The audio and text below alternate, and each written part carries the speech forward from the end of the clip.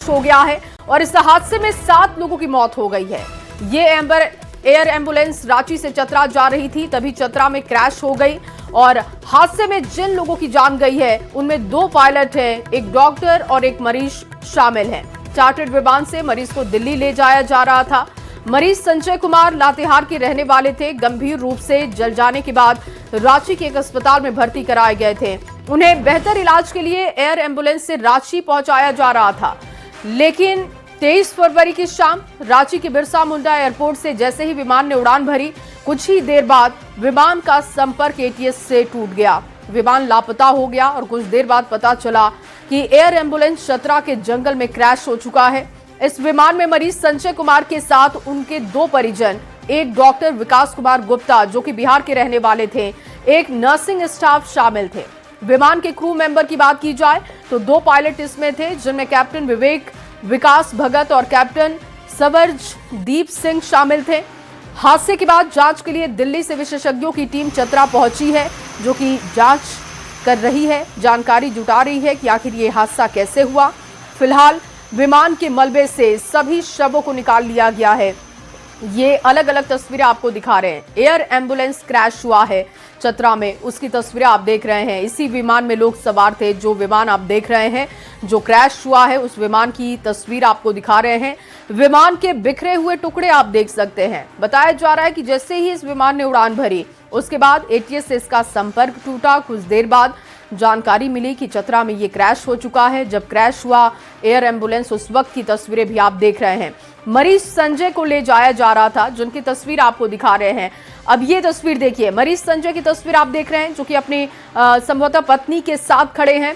और डॉक्टर विकास कुमार गुप्ता, उनकी भी मौत हो गई है इस क्रैश में, जो कि मरीज के साथ थे। परिजन ध्रुव कुमार की मौत हो गई है, जो कि अपने मरीज के साथ थे।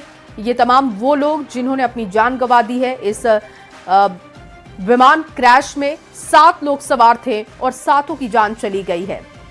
अब दिल्ली से विशेषज्ञों की टीम पहुंची है चतरा, जो कि जानकारी जुटा रही है कि आखिर अंतिम समय में हुआ क्या था, कैसे ये विमान क्रैश हुआ, क्या दिक्कत हुई विमान में, वो तमाम चीजें अब जुटाई जा रही हैं, साक्ष्य इकट्ठे किए जा रहे हैं। लेकिन एक बड़ा दुखद हादसा जिसमें 7 लोगों की जान चली गई है, जिसमें क्रू मेंबर थे, 2 पायलट, एक डॉक्टर, मरीज संजय जिनको ले जाया जा रहा था, उनके परिजन भी उनके साथ थे, जिनकी तस्वीर हम आपको लगातार दिखा रहे हैं। परिजन ध्रुव जो कि मरीज संजय के साथ थे, उनकी जान भी चली गई है।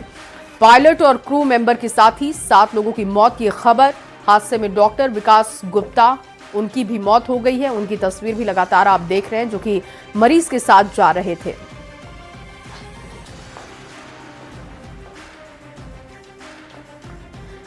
और चलिए आपको और जानकारी देते हैं इस क्रैश के बारे में कि आखिर इस विमान में कौन कौन सवार था। जांच टीम को अब तक पता लगाने के लिए जब टीम पहुंची है वहां पर, तो क्या क्या पता लगाना है, क्या वो सवाल हैं जिनके जवाब ढूंढने हैं। देखिए, हादसे की वजह कोई तकनीकी खामी तो नहीं, अब इसकी जानकारी जुटाई जा रही है।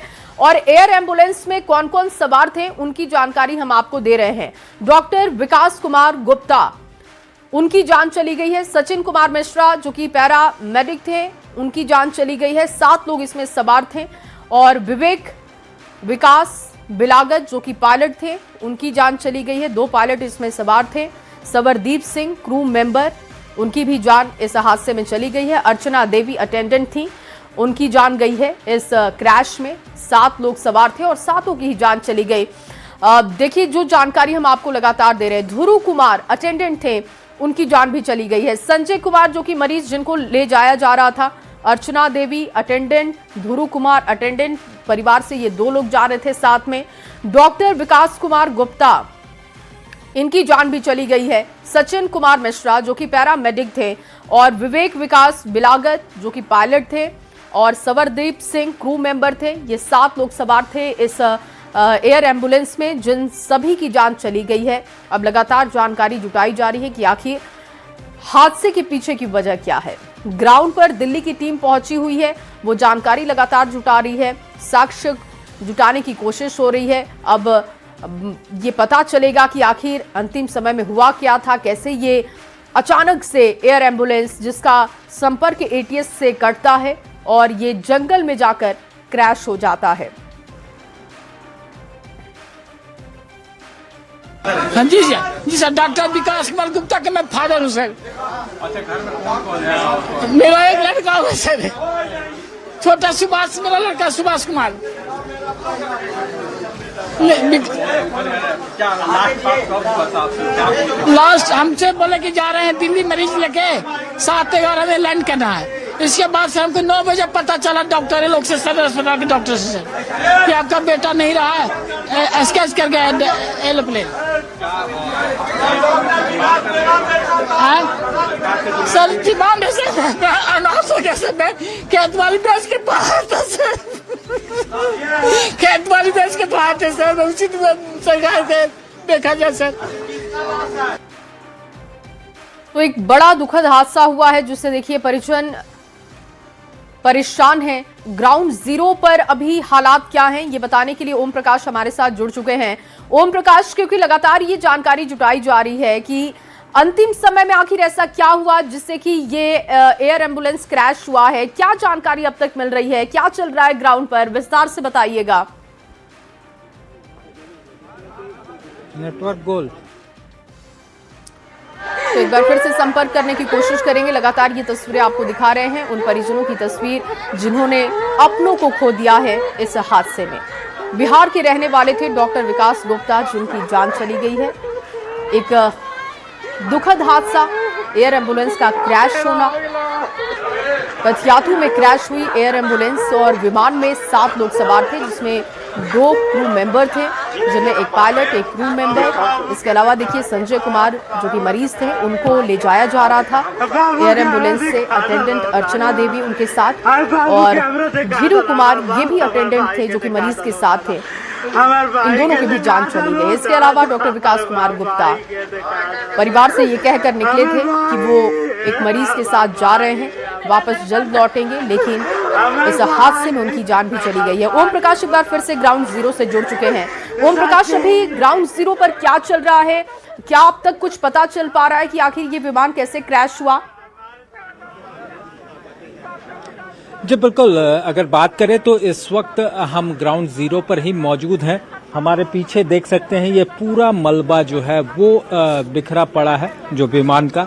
यहाँ पर एक जगह जो जहाँ पर पूरा विमान का जो ढांचा है, तमाम चीजें हैं वो यहाँ पर मौजूद है, तो वहीं यहाँ से कुछ दूरी पर जो इंजन है और इसके जो पंख होते हैं वो तमाम चीजें थोड़ी दूरी पर गिरे, यानी 3 लोकेशनों पर विमान का मलबा गिरा हुआ। और फिलहाल देख सकते हैं एक बड़े एरिया को कॉर्डन ऑफ किया गया है और यहाँ पर किसी को आने की इजाजत नहीं है। जो दिल्ली की जो एविएशन टीम आएगी वो अब इसकी जांच में जुटेगी और इसके ब्लैक बॉक्स को भी खंगालने का काम करेगी, जिसके बाद स्थिति पूर्णतया स्पष्ट हो पाएगी कि आखिर किन वजहों से ये हादसा हुआ। हालांकि जो जानकारी और जो प्राथमिक जांच जो अब तक की गई है उसके अनुसार ये हादसा जो है वो कहीं ना कहीं खराब मौसम जो है उसका एक बड़ा कारण बनता हुआ नजर आ रहा है। ऐसी आशंका जरूर जाहिर की जा रही है कि खराब मौसम के कारण या फिर थंडर स्टॉर्म के कारण ये पूरी हादसा जो है वो हुआ हो। बता दें कि इस हादसे में संजय कुमार जो कि मरीज हैं और उनकी पत्नी और उनके भांजे की मौत हो चुकी है, जबकि एक डॉक्टर और एक पैरामेडिकल स्टाफ के साथ जो पायलट हैं, जो क्रू मेंबर थे, उन दोनों की मौत हो चुकी है। ओम प्रकाश, अभी तो मौसम साफ दिखाई दे रहा है, लेकिन कल क्या मौसम बहुत ज्यादा खराब था झारखंड में, जिससे ये आशंका जाहिर हो रही है कि खराब मौसम की वजह से ये क्रैश हो सकता है। जी बिल्कुल, अगर बात करें तो कल शाम 7 बजे से राजधानी रांची सहित झारखंड के कई इलाकों के मौसम में जो है वो अचानक बदलाव आया। तेज बारिश के साथ आंधी, तूफान और जो बिजली है, थंडर स्टॉर्म है, यानी कि कहे कि वज्रपात है, उसकी भी घटनाएं देखने को मिल रही थी और कहीं ना कहीं उसी दरमियान ये हादसा हुआ है। तो ऐसे में आशंका जाहिर की जा रही है कि विमान जो है वो उसी के कारण से क्रैश हुआ हो। हालांकि इसे लेकर अभी कयास जरूर लगाए जा रहे हैं, प्राथमिक जांच में ये चीजें सामने जरूर आई हैं। वहीं दूसरी तरफ एक और बात बताई जा रही है कि विमान जो है वो दिल्ली की तरफ तो जा रहा था, लेकिन उसके बाद जो तमाम जो एटीसी के द्वारा भी जो जानकारी से ली गई, उसके बाद जो विमान है उसने फिर से अपने आप को मोड़ा था और वो रांची की तरफ जा रहा था, जैसा कि ग्रामीणों ने बताया। और इसी दरमियान यह हादसा हो गया मौसम खराब होने की वजह से। तो अब इस पूरे मामले को लेकर अब जो जांच है वो ब्लैक बॉक्स पर टिकी हुई है। ब्लैक बॉक्स जब यहाँ से रिकवर किया जाएगा जब एविएशन टीम के द्वारा, उसके बाद जो जांच है जल्दी से बताइएगा, क्या दिल्ली से जो टीम हाँ पहुंची है अब तक कोई जानकारी जुटा पाई है इस हादसे को लेकर? जी बता दें कि फिलहाल दिल्ली से एविएशन की टीम अभी फिलहाल नहीं पहुंची है।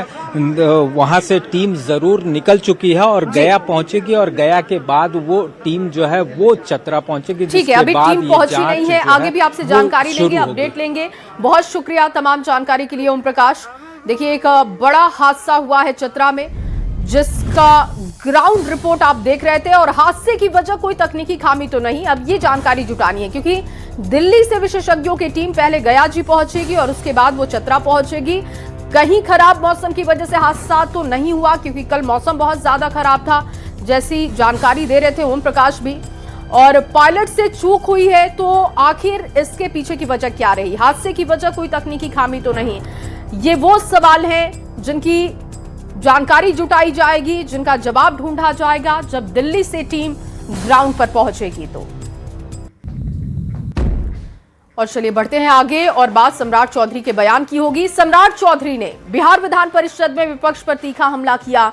सदन में विपक्ष की ओर देखते हुए उन्होंने कहा कि एक एक आदमी का रिकॉर्ड हमारे पास है, किसी को छोड़ूंगा नहीं। उनके इस बयान के बाद सदन का माहौल कुछ देर के लिए गर्म आ गया था और राजनीतिक बयानबाजी भी तेज हो गई थी। देखते हैं ये रिपोर्ट। आप बोलिएगा तो आपका भी रिकॉर्ड बोलिए तो हम दिखा दें, मेरे पास उसका भी फाइल रखा हुआ है। फाइल भी निकाल दें क्या आपका? ये सीधी टिप्पणी बिहार के गृह मंत्री सम्राट चौधरी ने सीधे तौर पर विपक्षी सदस्यों को संबोधित करते हुए की। उनके तेवर साफ संकेत दे रहे थे कि सरकार विपक्ष के नेताओं की गतिविधियों और मामलों पर पैनी नजर रखे हुए है। एक एक आदमी का इलाज करूंगा, किसी को छोड़ नहीं सकता। एक एक आदमी का रिकॉर्ड है। आप बोलिएगा तो आपका भी रिकॉर्ड बोलिए तो हम दिखा दें, मेरे पास उसका भी फाइल रखा हुआ है। सम्राट चौधरी ने ये भी कहा कि नीतीश कुमार ने मुझे ये काम दे रखा है। इस बयान को सत्ता पक्ष की तरफ से सख्त राजनीतिक संदेश के तौर पर देखा जा रहा है। मैं तो गृह मंत्री हूँ, मेरे पास तो मुख्यमंत्री जी ने काम ही दिया। मेरे पास सबका रिकॉर्ड है, कौन क्या कर रहा है और कैसे किसने क्या काम किया है, वो सब रिकॉर्ड है। शासन का काम है कि उचित समय पर उचित निर्णय लेना और उचित समय पर कार्रवाई होगी, कहीं दो मत नहीं। सम्राट चौधरी की इस तल्ख बयानबाजी ने सत्ता और विपक्ष के बीच टकराव को और तेज कर दिया है। ये दुर्भाग्यपूर्ण है कि इस राज्य के गृह मंत्री फाइलों को दबा कर बैठे हुए हैं। ऐसी कौन सी फाइल है जिसे खोलने की धमकी दे रहे हैं? सच और सच्चाई बोलने से रोकने के लिए वैसी भाषा इस्तेमाल कर रहे हैं जो एक गृह मंत्री को इस्तेमाल नहीं करना चाहिए। बता दें कि सम्राट चौधरी के गृह मंत्री बनने के बाद विपक्ष कुछ ज्यादा ही हमलावर दिख रहा है। आए दिन विपक्ष की ओर से हाथ में तख्ती लेकर प्रदर्शन की तस्वीरें सामने आती हैं। राजनीतिक जानकार मानते हैं कि विधानसभा और परिषद के सत्र के दौरान इस तरह की तल्ख बयानबाजी आने वाले दिनों में सत्ता और विपक्ष के बीच टकराव को और तेज कर सकती है। राजनीतिक गलियारों में इसे लेकर चर्चा तेज है। न्यूज़ 18 के लिए पटना से रविएस नारायण के साथ ब्यूरो रिपोर्ट। और वहीं विधान परिषद में डिप्टी सीएम सम्राट चौधरी ने एक दिलचस्प कहानी सुनाई और बिना नाम लिए जबरदस्त निशाना भी साधा। विपक्ष की ओर इशारा करते हुए गृह मंत्री सम्राट चौधरी ने कहा कि जिस पार्टी के ये लोग सदस्य हैं, उस पार्टी के राष्ट्रीय अध्यक्ष पहली बार जनसंघ के सहयोग से ही सदन पहुंचे थे। और इतना ही नहीं, जब पहली बार मंत्री और मुख्यमंत्री बने तो उस वक्त भी समर्थन लेने के लिए सबसे पहले संघ कार्यालय ही पहुंचे थे। ये लोग दावा करते हैं कि बीजेपी के सामने कभी झुकेंगे नहीं, लेकिन सच्चाई यही है कि सबसे पहले वहीं से आशीर्वाद मिला था। सदस्य हैं उस पार्टी के, वही मैं आ रहा हूं सर, उस पार्टी का जब जनता पार्टी के स्वरूप में था तो जनसंघ के सहयोग से ही इनके राष्ट्रीय अध्यक्ष पहली बार सदन पहुंचने का काम किया। और यहां पर जो मुस्कुरा रहे हैं मंत्री और मुख्यमंत्री भी पहली बार जब बने तो संघ कार्यालय सबसे पहले मुख्यमंत्री के उम्मीदवार वहां पहुंचे समर्थन लेने के। ऐसा ये लोग बोलते हैं ना कि हम लोग कभी भाजपा के साथ नहीं जाते, झुकेंगे नहीं। अरे सबसे पहले वही झुके थे और वहीं पर आशीर्वाद मिला, तब जो है हल्दी लगा।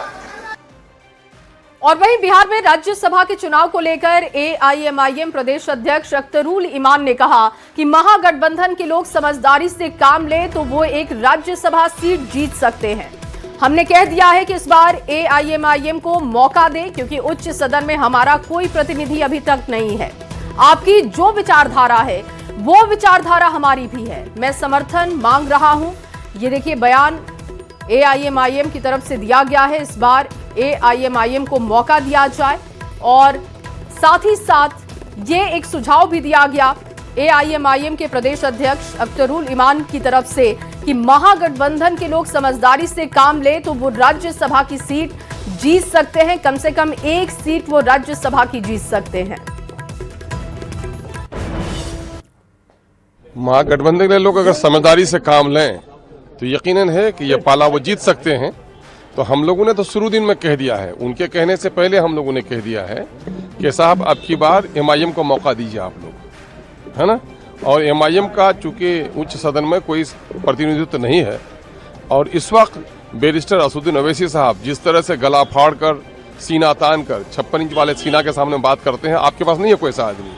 एमआईएम के आदमी को दीजिए ताकि हम उच्च सदन में भी अपना प्रतिनिधित्व भी कर सकें और आपके जो विचारधारा है वो विचारधारा हमारा भी है, हम उसको वहां उल्लेख कर सकें उसका। और वहीं राज्यसभा चुनाव को लेकर एआईएमआईएम की तरफ से ये बयान दिया गया है। और देखिए आज आएगा झारखंड का बजट, सामाजिक सुरक्षा पर जोर रहेगा। 1.62 लाख करोड़ का ये बजट हो सकता है। बताया जा रहा है कि इसका आकार 1.62 लाख करोड़ का हो सकता है और पिछले साल की तुलना में ये आकार बढ़ाया जा सकता है। 10% बढ़ सकता है बजट का आकार। इस तरीके की जानकारी मिल रही है। आज का दिन बड़ा दिन झारखंड के लिए साबित होगा, क्योंकि झारखंड का बजट आ सकता है। सामाजिक सुरक्षा पर जोर रहेगा और इसके साथ साथ जो जानकारी मिल रही है वो आप तक पहुंचा रहे हैं कि 1.62 लाख करोड़ का ये बजट हो सकता है और पिछले साल की तुलना में इसका आकार बढ़ाया जा सकता है। 10% बढ़ सकता है बजट का आकार। इस वक्त की बड़ी खबर आपको दे रहे हैं, झारखंड का बजट आने वाला है और क्या खास रहेगा तो वो भी हम आपको बता रहे हैं। 1.62 लाख करोड़ का इस बजट का आकार हो सकता है और पिछले साल की तुलना में इसका आकार बढ़ाया जाएगा और 10% बढ़ सकता है बजट का आकार। बताया जा रहा है कि सामाजिक सुरक्षा पर सबसे ज्यादा फोकस हेमंत सरकार कर सकती है। बजट का आकार बढ़ाया जाएगा पिछले साल की तुलना में और ऐसे में सभी को इंतजार है कि झारखंड का बजट आखिर कैसा होगा, जनता के हित में कौन से फैसले होंगे, उनका इंतजार किया जा रहा है। 1.62 लाख करोड़ का यह बजट हो सकता है।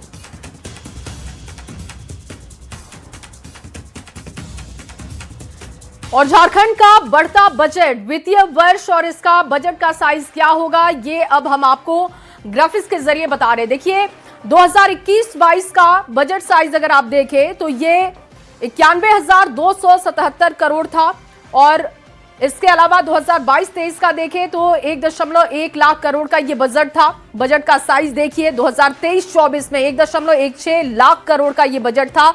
इसको हर बार बढ़ाया गया है। अगर आप देखेंगे तो 2024-25 का बजट 1.28 लाख करोड़ का ये बजट था और इस बजट को भी पिछले साल की तुलना में बढ़ाया गया। इसके बाद देखिए 2025-26 जो इस बार का पिछली बार का बजट था वो 1.45 लाख करोड़ का बजट साइज था और सभी आंकड़े आपको बता दें कि जब भी आप आंकड़ों को देख रहे हैं तो देखिए कि प्लस में ये अंतर है, यानी कि हर साल सरकार की तरफ से बजट साइज को बढ़ाया गया और इस बार भी ये लक्ष्य रखा गया है कि 10% बजट का आकार पिछले साल की तुलना में बड़ा होगा। और इससे समझ आता है कि झारखंड में जो विकास के कार्य हो रहे हैं सरकार की तरफ से, उस पर सरकार का फोकस है और ये हम आपको लगातार दिखा रहे हैं और लगातार लोगों को उम्मीद है इस बजट से कि सरकार इस बार उनके लिए क्या करने वाली है। तो अब ये देख लीजिए कि बजट से लोगों की उम्मीद क्या है।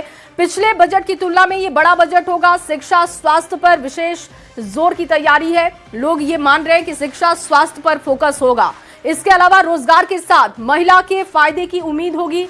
महिलाओं के लिए सरकार ने काम किया है तो ऐसे में इस बार भी उस पर फोकस होगा। किसानों की बात इस बजट में होगी। छात्रों को दी जा सकती है विशेष प्राथमिकता, क्योंकि हेमंत सरकार ने यह साफ किया है कि छात्रों के स्वास्थ्य से लेकर उनकी पढ़ाई पर सबसे ज्यादा फोकस है। सरकार संतुलित बजट लाने की तैयारी सरकार की है। 1.62 लाख करोड़ का ये बजट हो सकता है, इस बात की उम्मीद है, जो कि पिछले साल की तुलना में 10% आकार इसका बड़ा होगा, यानी कि बजट साइज पिछले साल की तुलना में बड़ा होगा। 4 कदम आगे होने की संभावना है। जो शिक्षा स्वास्थ्य जिस पर सरकार लगातार काम कर रही है, इस बार भी माना जा रहा है कि इस बार के भी बजट में कुछ इसी तरीके का जोर सरकार का दिखाई देगा, जिसमें छात्रों की पढ़ाई है, महिलाओं को लेकर काम जिस तरीके से सरकार कर रही है, उनके भलाई की बात इस बजट में होगी। इसके अलावा स्वास्थ्य और शिक्षा पर भी जोर रहेगा। दुमका से अब आपके सामने एक बड़ी खबर रखने जा रहे हैं। मोटर संघ के अध्यक्ष पर जानलेवा हमला हुआ है। डीआईजी कार्यालय के सामने यह हमला किया गया और बाइक सवार 2 बदमाशों ने फायरिंग की है। घटना के बाद बाइक सवार फरार हो गए। फायरिंग में अरुण सिंह को गोली लगी है। गोलीबारी में अरुण सिंह घायल हुए और घायल को इलाज के लिए भर्ती करवा दिया गया है। बेहतर इलाज के लिए आसनसोल रेफर किया गया है। इस वक्त की बड़ी खबर आपको दे रहे हैं दुमका से। 2025 में भी अरुण सिंह पर गोली चलाई गई थी। ये जानकारी मिल रही है कि पहले भी उन पर गोली चलाई गई है। 2025 यानी कि पिछले साल में अरुण सिंह पर गोली चलाई गई थी। कोर्ट परिसर के पास उन पर गोली चलाई गई थी। उस वक्त अपराधी से उलझ गए थे अरुण सिंह। बाइक सवार 2 बदमाशों ने इस बार फायरिंग की है। दुमका से ये बड़ी खबर आपको लगातार दे रहे हैं और गोलीबारी में अरुण सिंह घायल हुए हैं। और औरंगाबाद से आपके सामने एक बड़ी खबर रखने जा रहे हैं। नक्सलियों के खिलाफ सर्च ऑपरेशन लगातार चलाया जा रहा है। एक बार फिर से ये सर्च ऑपरेशन शुरू हो चुका है। जिला पुलिस और सीआरपीएफ की संयुक्त कार्रवाई देखने को मिल रही है। मदनपुर के गोबरदाही पहाड़ पर आईडी बरामद सुरक्षा बलों ने किया। सुरक्षा बलों को निशाना बनाने की कोशिश थी। बम निरोधक दस्ते ने मौके पर पहुंचकर इसको डिफ्यूज करने का काम किया है। आईडी को डिफ्यूज किया जा चुका है। इलाके में अभी भी सर्च ऑपरेशन जारी है। बताया जा रहा है कि गुप्त जानकारी मिली थी, जिसके बाद सीआरपीएफ और जिला पुलिस की तरफ से संयुक्त कार्रवाई करते हुए आईडी को डिफ्यूज किया गया। और आगे बढ़ते हुए अब पटना से आपके सामने खबर रखने जा रहे हैं, जहां पटना जिले के बाढ़ अनुमंडल के अकमल गोला थाना क्षेत्र स्थित चंदा गांव में 2 पक्षों के बीच कई राउंड फायरिंग हुई है। गोलीबारी में हरेराम यादव घायल हो गए हैं। ग्रामीणों के अनुसार वो किसी काम से घर से बाहर निकले थे, तभी उनकी आंख के पास गोली लगी। अनुमंडलीय अस्पताल उन्हें पहुंचाया गया। प्राथमिक उपचार हुआ और इसके बाद उन्हें पटना रेफर किया गया। घटना के कारणों पर पुलिस ने फिलहाल कुछ भी बताने से इनकार किया है, लेकिन मामले की जांच की जा रही है। 2 पक्षों का ये विवाद है और इन्हीं तमाम खबरों